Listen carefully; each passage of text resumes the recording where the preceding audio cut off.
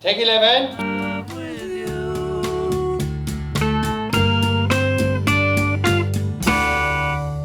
Rock on, George! Hey guys, welcome back to this episode of Gear There and Everywhere. We're kind of throwing this together on the fly. We've recently been granted access to the unreleased tracks from Anthology 4. As of the recording of this, October 29th, we've got like a month ahead of everybody. So we're pretty awesome. Yeah. We're pretty awesome. Special access. So we're just going to go through and tell you what we think of everything that we've heard. There's 13. Everything else on that album has either been released already or some of it was on bootlegs and stuff over the last. Some of it was on bootlegs, but the things that we were granted access to have never been heard, have not been released publicly yet. So. And they were all fantastic. Fantastic. I had very low expectations because some bootlegs the Beatles have released are not great. You kind of listen once and let it go. Each one of these I've re-listened to and just dig them. Good job, Giles, if it's him. Do you guys have first impressions too? First impressions, I mean, in general, I think we all hoped it was going to be the Rubber Soul remix and stuff. And so it's cool to get at least 2 tracks from that. And those ones are pretty interesting. So hopefully someday we'll get the Rubber Soul thing with more outtakes. We really wanted Girl was one that Sam and I have been talking about for a little while. That would have been cool. Michelle would have been but cool I mean, too. what we got, I think, has put to rest a couple of debates that we've had on the show. Yeah. To start off with. Yeah, so that's been nice. And started some new ones too, surprisingly. And started some new ones. Yeah. The quality's great too. It's cool to hear some of the early stuff without all the reverb and washiness. I know we've all kind of got our thoughts on it. Good or bad. So let's get into it. So the first one that hadn't actually been released before is Tell Me Why takes 4 and 5. And this is from February 27th. We have listened to take 2 before, which had made a compelling argument for the Tennessean being George's guitar on this one. And it's sort of hard to tell in this take 4 and 5, at least for me, which guitar I'm hearing is the Rec 325 and which is the Tennessean. But I'm not really hearing Gent in any of it. I would assume it's still Tennessean. It sounds right. I disagree slightly because you can hear George plucking a little bit, and it's very Tenny-esque to me. I was convinced it was the Tenny.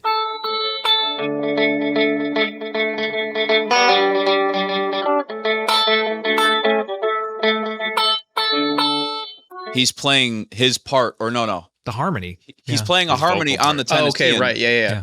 And I can That's very fair. Clunky. can very clearly hear both pickups on that. Single and then coiler. John goes, "No, just do it like this," and he plays George's that's part fair. on the Rick. And sings the harmony too. John And could sings the sing harmony. George's harmony. Very cool. And for context, so these are takes 4 and 5, and take 8 became the master take for this one. Drums sound amazing, by the way. Much Yeah, they better. do. Yeah.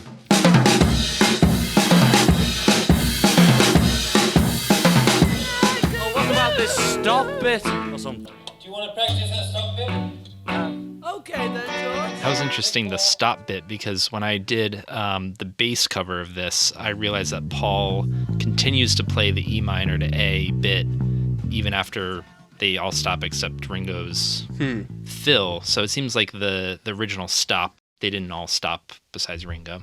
If I fell in love with you, what? And then the next one we've got is same day, February 27th, 64. Take 11 of If I Fell. Take 15 is the one that became the master. Some notes here.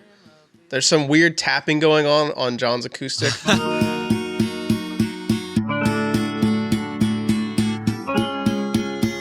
Does anyone have any theories of why he's doing that? Is that just to I don't keep know. time? It just sounds really bad.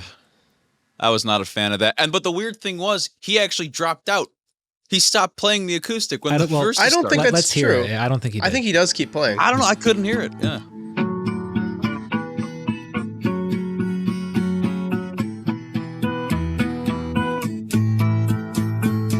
Oh, yeah. Yeah, you're right. It's still I there. got yeah. headphones on now. I can hear it. Must be sure.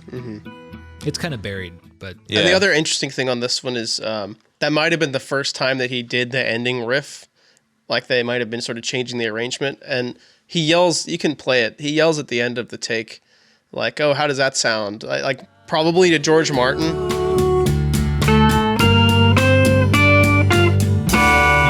A little messy. I didn't get that far in the take. But he does the harmonics. You can You hear gotta it. listen to what he says at the end. something like that. Says- Yeah. But it is funny hearing it when we all know the part, that one note is different. And then the little It ending kind of thing is puts to rest the harmonic argument. It's not an overdub. It's definitely harmonic. It's not an overdub. But he plays a 7th fret harmonic on that ending chord, which would be a D major triad.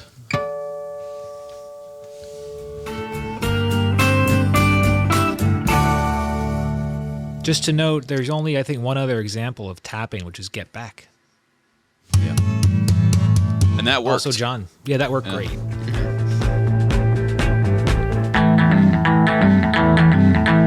Then next is Matchbox Take 1 from June 1st of 64.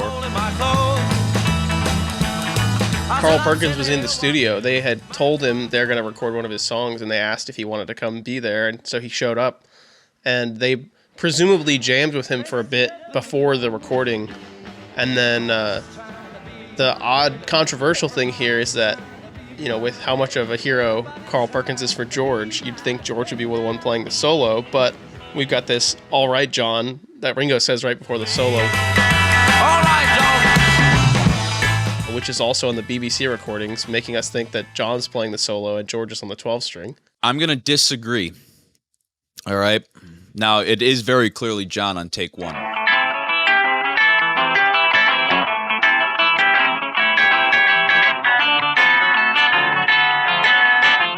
On the final master of the song, that's clearly George playing that solo. Double tracked. Yeah. Double tracked. On a tenny.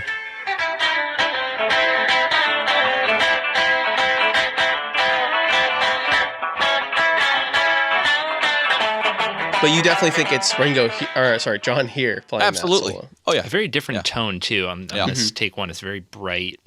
Not really the same style of like fluid hammer-on stuff that George is doing in the final. Does Ringo say, he doesn't say anything like about to John in the solo record, on the no. final version, right? Well, there's a BBC version Clay talked to me about yesterday, and it's interesting because they're on J160's Electrified, which is a cool tone.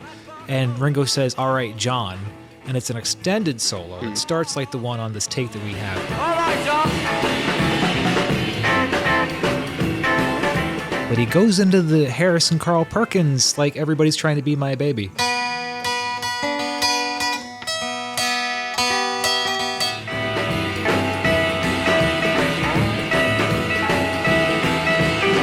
Didn't know John could do that, and it's clearly him. So that was pretty interesting to find out too. Yeah. Yeah. There's the controversy that we've talked about before. Was it our first episode? We talked about the 32512 We talked about it on like the next song, every or little the thing. second Yeah. episode. Well, we because might have mentioned it here. Yeah, you're right. it's either that black 32512 or George on the Rick 36012. So At least on this take, it sounds like the 36012. Something else I'd like to touch on the lead guitar tone, actually, how it differs from take 1 to the final take that we got released. Let's hear it real quick.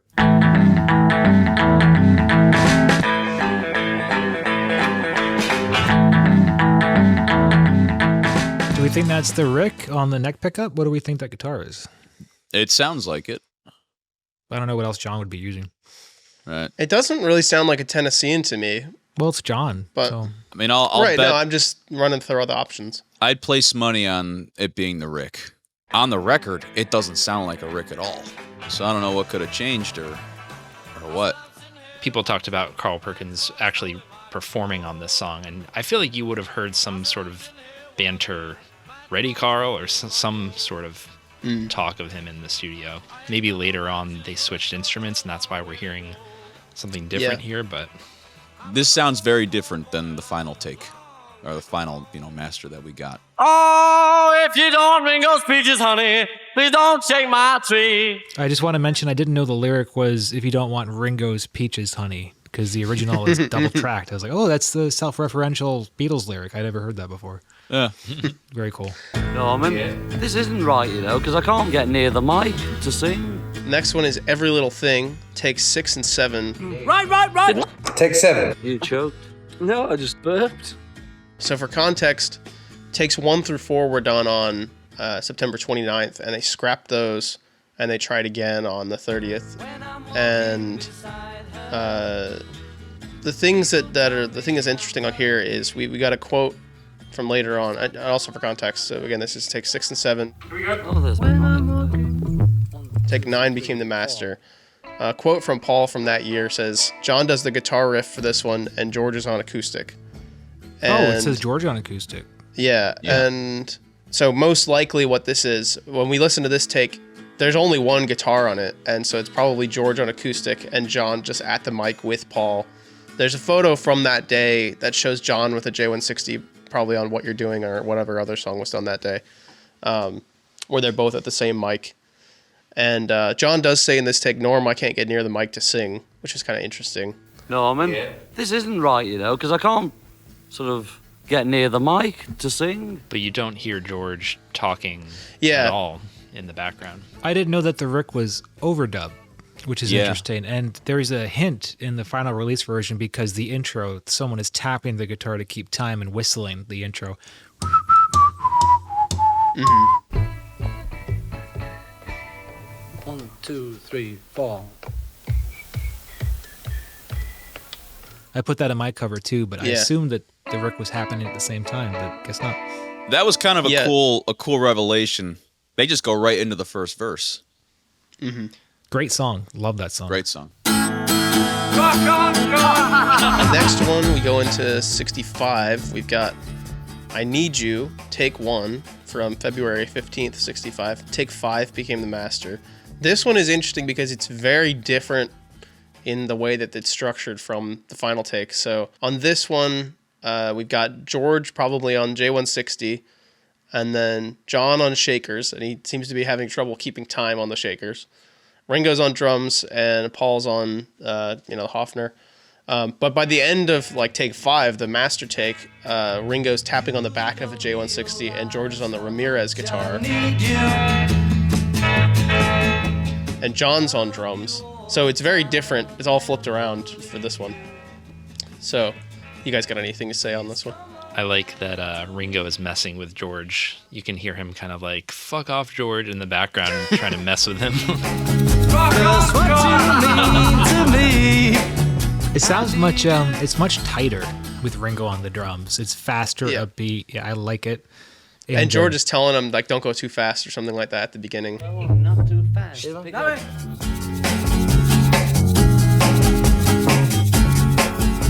Still getting the bass part right.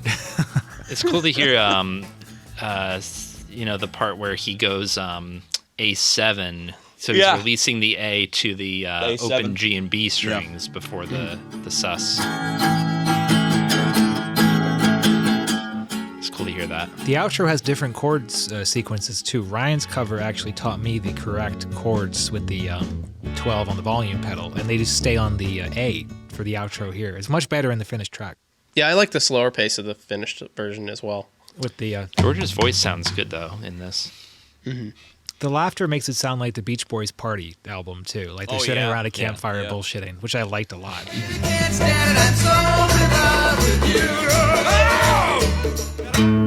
Lonnie's gonna regret not singing this one. Next we've got I've Just Seen a Face, take 3 from June 14th of 65. Oh, this one was cool. Take 6 became the master. So this one confirmed some things, which was nice. So we've clearly got 3 guitars because you can hear one 12 string doing the descending thing, one doing the sort of the thirds or whatever going up, and then another guitar doing a strumming rhythm, which is that one's going to be Paul on the Texan.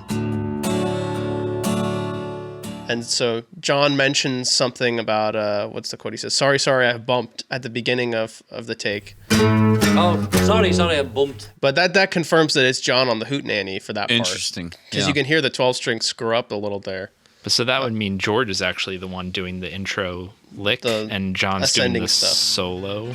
That's interesting. That's what it seemed like to me, because there's another thing about that John says he broke a string at the end, and you hear, I think Michael said something about like it would probably be the one that sounds out of tune, which would be the 12-string sounds sort of out of tune at the end, right? Very out of It tune. does. Yeah. I broke a string. Not tragically out of tune, but enough for a Beatles song to sound weird. Yeah, and so that would mean George is on the J160 doing the ascending thing, and then Paul, the revelation you guys made is that Paul is tuned down a whole step, which it's sort of funny we didn't realize this before because this is the same day that he did yesterday, which is also on his Texan, also tuned down a whole step. Mm-hmm. So it makes a lot of sense that it would have been that way. And same day as I'm Down. It's a really mammoth session that day. I think the biggest revelation out of this whole song was Paul tuning down a full step on his Texan. I like jumped when I heard it. I was Yeah. like, I've never heard that before. I heard- covered this too, and I didn't hear that. Yeah. I heard that open D, but in the E chord shape. Immediately. I was like, yeah. no way. Yeah. Yeah, and Dom and I quickly recorded a cover of this because we had to, and he did some B7 chords because Paul would then have to be playing in B major. So you hear Paul playing this sort of... And that sounds different than if you played, a D chord here. Because here your highest note is F sharp, your highest note here is D. But what Sam was saying, in a few places in the song, he actually goes to a B7, which in this case would be an A7, but in the B7 shape. So it's Yes, I am falling, and she keeps calling. Always nice to hear you sing, Dom. This is Lonnie Donegan impression. In my life, take one. Next, we've got one of our favorites, I think, from this is In My Life, Take One. yeah, that was cool. From October 18th. Take 3 became the master. They only did 3 takes of this song. The really nice, this was kind of already revealed to us, but it's nice to get it confirmed. In the Beatles rock band, at the beginning of In My Life, you have this quote of John saying, "These Fenders are so heavy." This is so heavy too. These fenders are so heavy. Stop holding my hand. And we assumed it was from that session, but when those games might have been made, they might have just pulled random lines out of wherever. So nice to see that confirmed as actually being from take 1 of this song. So John's absolutely on the strat on this one. But It's interesting too. There's no B7. Dead and some are living. Some are dead and some are living. Which is very That strange. stuck out. Yeah. But it's gorgeously sung. Like for a take 1, I often find that John isn't trying his very best usually for the first few takes of a song. And in this one, take 1 vocals could have been the final. There are places I remember. Yeah. the falsetto at the end is great. In my life, I love you more. That's what I loved about this set of outtakes. A lot of John. A lot of John. The other cool thing that I found is at the very beginning, you hear the intro of the Run For Your Life solo, which was recorded like 6 days earlier, I think. I didn't hear that. I think Where that is would be George playing that in the background. You Probably hear on a that? strat as well. In my life, take one. This is so heavy. There's a bit of debate still about what guitar George is playing. Probably a Strat. Well, some people thought like a 345, but Ryan, what do you think? Yeah, I've experimented with it, so I know I'm not going to fully rule it out yet. Definitely not 345 without Veritone. It would have to be Veritone 3 or 4. I did some tests, and one of those seemed wrong to me. I can't remember which one it was. It sounds kind of quacky when you use Veritone. It's very warm, and I did it on the Strat with flat wounds, and it's a little metallic, a Strat. I think we all know that. And a Gretsch is very warm. Yeah, it's still possible it's a Gretsch. Yeah, I think it's probably a Tennessean, personally.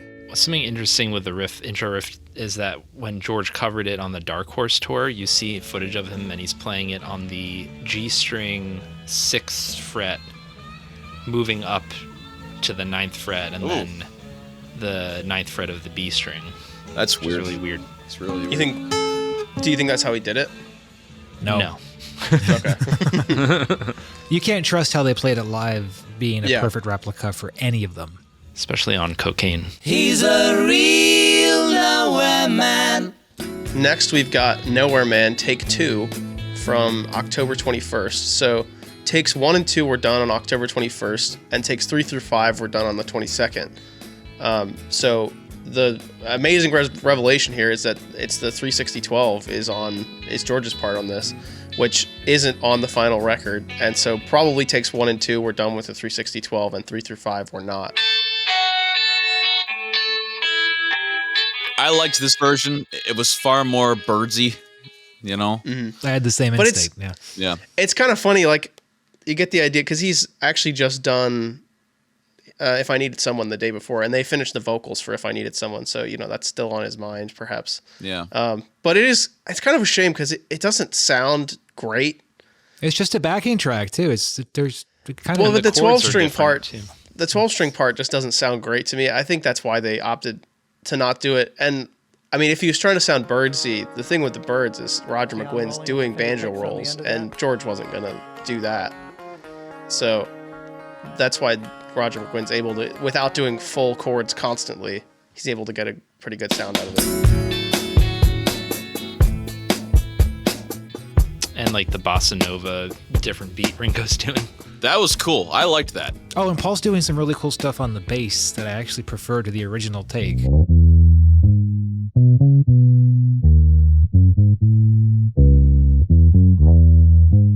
It's less busy, and I quite appreciated that. I sort of wonder if it's less busy because he had another day to work it out. Maybe he went home and just like figured out a bass part all day, and Sounds then like had him, this whole yeah. thing.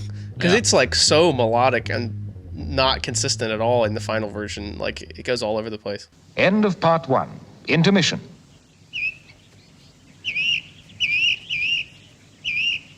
End of intermission. Part 2. The next one we have is Baby You're a Rich Man, which is May 11th of 67. This is takes 11 and 12. And so for some background on this, we actually get a lot of information from the take because the take 11 is very different. So, and luckily we can hear them talking. So we have Paul say, "Get in tune, George." And then we have some notes that are tuning. Wanna get in tune, George? So George is definitely on this Leslie guitar. It sounds like Paul's on piano because he's playing this piano to get George in tune. And for context, this is the only one of this whole thing so far where take 12 became the master. So take 12 is the master take. It sounds like John's in the control booth talking over the microphone, listening to them playing. And Paul eventually says, "Should we just do drums and piano on this one track?" And he says, "Yeah, that guitar's a curse, man." Should we just do drums and piano on this one track? Yeah, that guitar's a curse, man. So he doesn't like the Leslie guitar. So it sounds like it's just piano and drums on the basic track, and everything else on there is an overdub. For a little bit more information, they overdubbed a few things, and then they did a reduction mix into takes 1 and 2, which I guess would have been takes 11 and 12 became 1 and 2. Take 2 of that became the master. What we're hearing is probably reduction mix 2, which is before the guitars got added. Baby, you're a rich man. Baby, you're a rich. So that stuff all got added, but then the guitars got added after reduction mix 2 got made. The vocals though are different. At least some of them that you hear on this production mix or whatever. I mean, he did double track his vocals, so maybe some of it's original, but a lot of the ad-libbing you hear at the end is not there. Baby, you're a rich man too. I think we should at least mention that they ask Mal for some cokes and some cannabis resin. And then Paul says it in the studio floor, and then John says, "Yeah, some cannabis. Get the best cannabis," or something. And then Paul says, like, "Oh, well, we got that on the," I can't remember. He says, like, "We have that for the high court now," because John just said it over the loudspeaker. Mal, some cokes in here, Mal. Cannabis resin too. Yeah, if you got any cannabis, send it in. We got that tape for the High Court tomorrow. Yeah, it's one of my favorite songs, so it's cool to hear that one.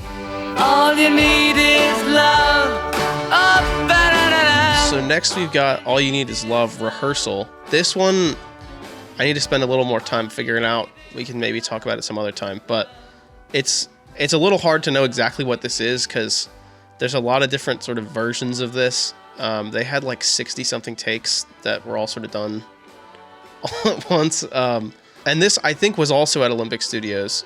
I think they went back for like a month and did stuff at Abbey Road, and then they needed another. Anyway, so my guess is that this is from June 14th.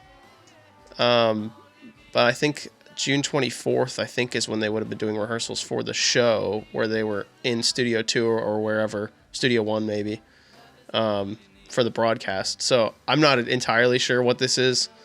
It's probably not the broadcast, but... No, but you do hear that explanation TV announcer guy saying, this is how the Beatles... And I think that was the day of the live broadcast. That's in the Our World show. That's on YouTube, Yeah, and you can right. see that clip before the actual Beatles live performance. Time, the engineer runs it back to the start for yet another stage in the making of an almost certain hit record. So that was the day, then. Yeah, the day before there was a casino. George was on the casino, and then for the day of it was a Strat. And to me, this recording sounds Stratty, but Is it a Strat on this? Oh, yeah, near the end, you hear this chunky It sounds guitar. like it, yeah. Love is all you need. Love is all you need. Love is all you need. This is so much more relaxed than the Our World one, by the way. It's a great listen. John scatting over it. Yeah, that was cool. He sounds great. Love is all you need. Love is all you need. will you keep going till the end? They reference Taxman. Did you catch that? Anybody got a bit of money? Got a bit of money? Oh, yeah.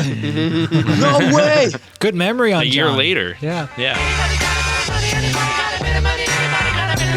It's interesting because, like, John, after they filmed the thing, he went back and overdubbed a few lines of verses because he wasn't happy with the vocals. But that's not what we're hearing here because you would have heard all the other stuff they had done that day, the guitar solo and all that. So must be some weird rehearsal. If you hear the Our World broadcast too, the intro, there's no drum roll, it's a tambourine shake, which I didn't know till I watched the Our World on YouTube. So that was an overdub later with John's stuff too.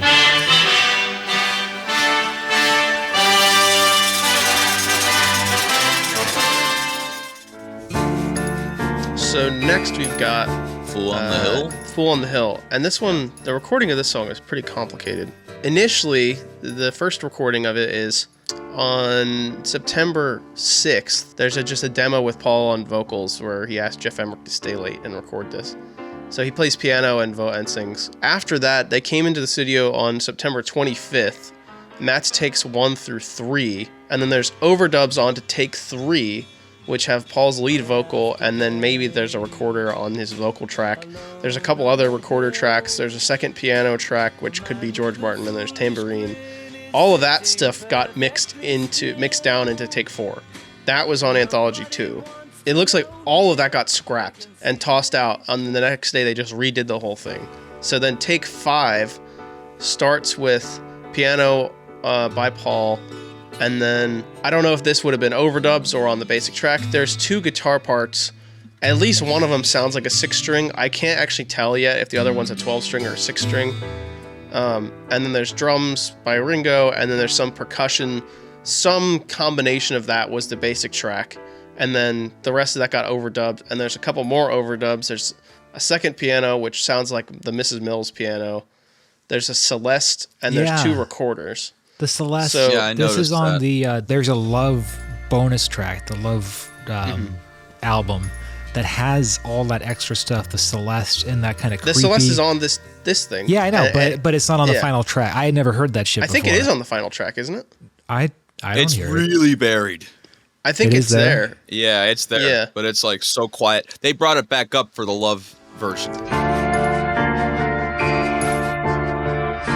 But so that stuff all became take 5, and then those were sort of overdubs onto take 5. That's what's on this release. So this should be from September 26th. Then all of this stuff got reduced into take 6. And then double-tracked lead vocals and possibly another recorder. I couldn't really tell. There's a lot of recorder tracks, so I don't know. A lot of recorder tracks. They might be done at this point, or there might be another recorded track. So that those overdubs aren't on this version, the lead vocal overdubs. And then a month later, October 20th, the flutes and bass harmonicas got added, and then possibly that like a warbly sound effect that happens like halfway through the song. And then the song's done in October. So this is this sort of like middle portion where it's on the day that they did take 5 and like redid the whole thing and then overdubbed a bunch of stuff. It's a great tune. I have a quick anecdote. I mentioned this before, but it's funny to me. One of the things Gary Astridge told us is one of the things we never got to experience is the Beatles tracks being released in real time and reacting to them. And how, like, at first you think, oh, I'm not sure if I like that song. Then it grows on you. If you look at Wikipedia, one of the contemporaneous reviews of Fool on the Hill is, this is the worst Beatles track I've ever heard. That's shocking to me. I love this song. I think it's a great McCartney tune. I actually saw a review recently that was from 65, I think. It was some music magazine where they said something like that about Rubber Soul. They said this might be the worst Beatles album so far. And it's like literally there's sounds too. I think they said something like, "There's a few good ones like Run for My Life." Forget about In My Life and all that other stuff. Something like that. What Goes On is good, but.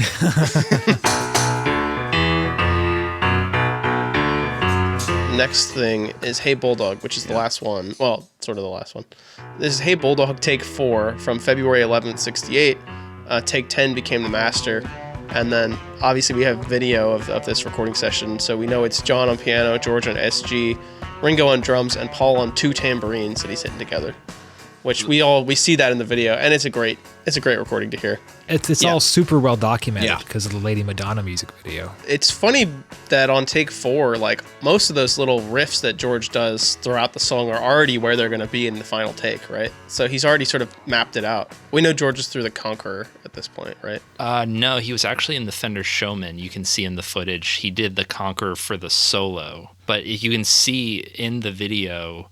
The red light that's like on my Bassman, you can see that it's turned on, and that's what he's plugged into. Because it's a bit more of it's not a clean tone, but it's not distortion. It's more like a tube overdrive sound. Ringo is still working out the drum part. You can hear it in the intro, and there are several fills that are new to me, but there's a great fill towards the end that's like, it's tom, floor tom, snare. I noticed that. And he fucks it up. Yeah, it's great to hear Ringo make a mistake. It's very humanizing.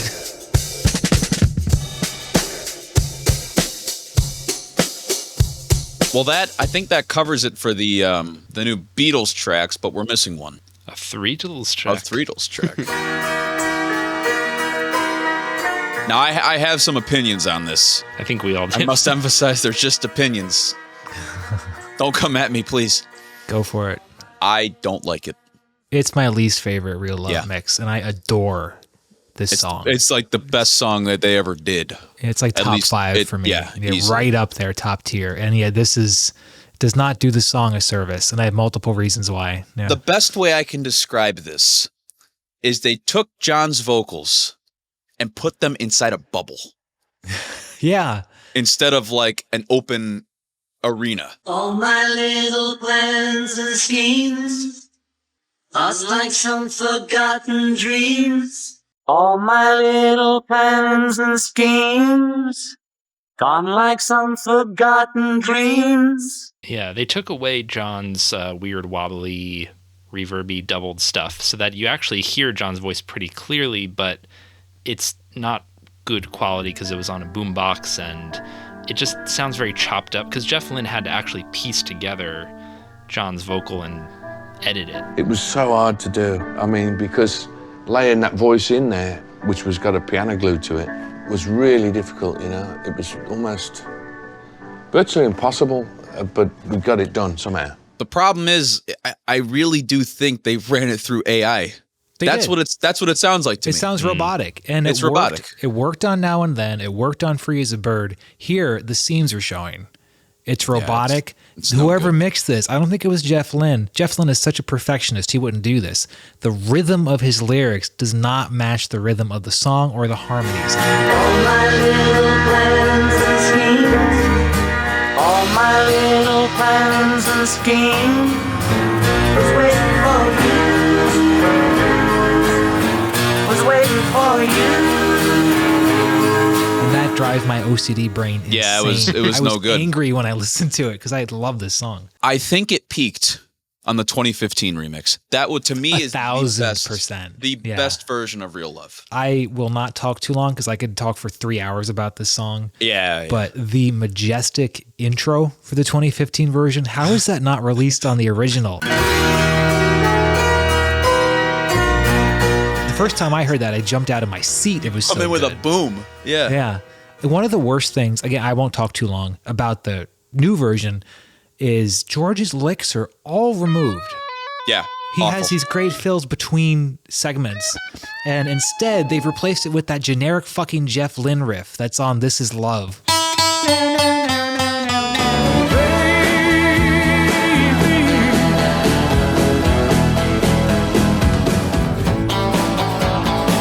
Making fools of everybody.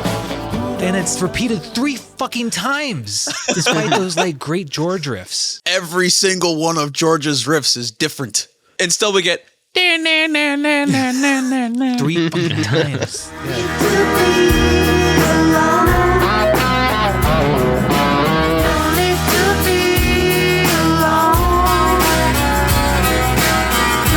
shredding or a chromatic skill. I just realized you're both wearing the Stamp Out the Beatles. You just now realized that? We have to get you one. We all have one but you. Yeah, I will probably at some point put together my ultimate Real Love mix because I wanted to mention this. The original mix is great. The bass is loud. The only thing is John's vocals a little bit trebly. But the outro has a ukulele, which is not in any other mix. George is doing the like banjo-lele. Banjoing. And it added such a nice, like, quirky, lighthearted tone. It's not in any other version.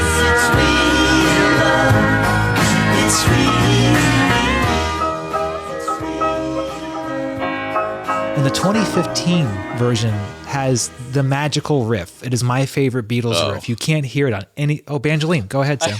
I have one over there, too. What cameo? I didn't know you had one. Mine's too far. But yeah, that riff, I covered this in 2020. I'm probably going to fuck it up, but...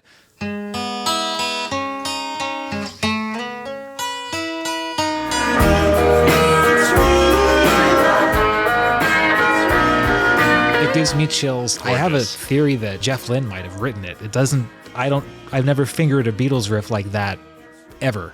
So, yeah, so that was 2015. I do like the attempt in the new remix to do something to freshen it up a bit. But yeah, it was a failure. Yeah, I think so. Failure, unfortunately. I mean, even Now and Then was better, I think. 1,000%.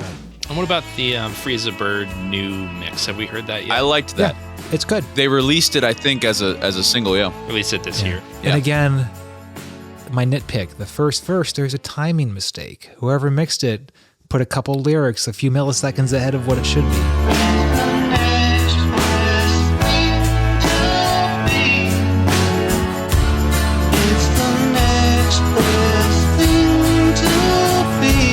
Again, no one else is gonna fucking notice but us. But to me, it's like, Giles, you can't listen to it now. What's happening? Like, you have a good ear. We love most of your work. I think it was a failure, right? It was a bummer. Real Love is so Beatle-y. I'll put in a clip of the harmonies in a couple elements of the song. It's my favorite Beatles harmony on any song. No need to be alone. That's my favorite part of the song. Because what happens is, you know it, it's go to A minor, but the bass is hitting a C. Yes. Yeah, they change it up. Yeah. You know what my favorite part of it is, though?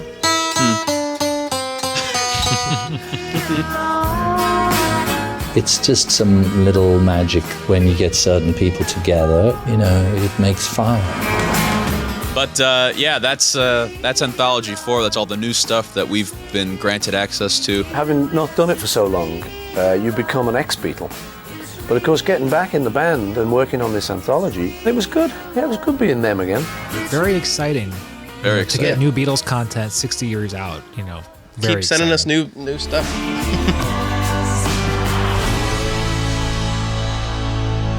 Hey guys, thanks for watching. By the time you see this, it will be out. I hope you enjoy our instant reactions, and if you disagree with anything or have comments, leave them downstairs. Let us we know. read all of them. Oh, we read all of them. Too many. And then we talk about them. Yep. Too often. Too often. All right. Well, thanks for watching, guys. We'll see you on the next one. Bye. Bye. Bye. Rock on, John!